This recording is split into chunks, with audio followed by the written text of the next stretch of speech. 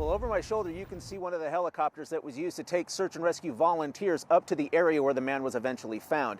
Now, the man was found a few miles away from the trailhead, and officials believe that he was caught up in some bad weather. Now, officials are also telling us that the conditions up in the mountains are still extremely dangerous, with Monday's storms bringing in more sheets of ice on top of already weak snow.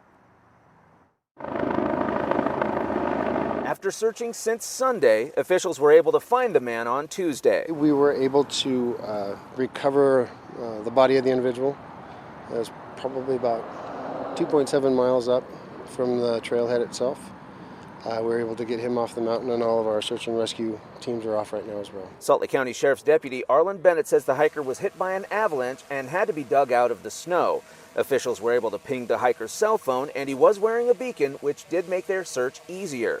Bennett says Porter Fork connects to Big Cottonwood Canyon and Neffs Canyon, so their search area was much bigger than many people would suspect. Porter Fork is very vast once you get past the main area through here and you go back miles. The hiker was reportedly traveling with his dog, but the dog was found by someone near the Porter Fork area.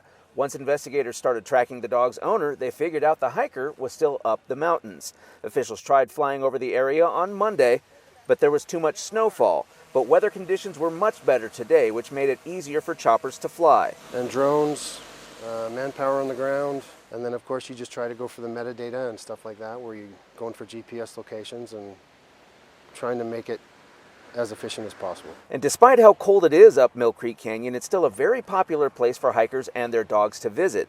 People like Ryan Perry are making sure they can handle the elements and to make sure they have what they need if they get stranded. Well, primarily dressing in layers. My wife and I both have Garmin inReaches, so it's just a little satellite communicator. And Bennett is telling everybody who plans on going up the canyons to please stay on the trails. And for anybody who is planning on camping or hiking solo, please bring a beacon with you. Reporting live, Paul Nelson, KUTV 2 News.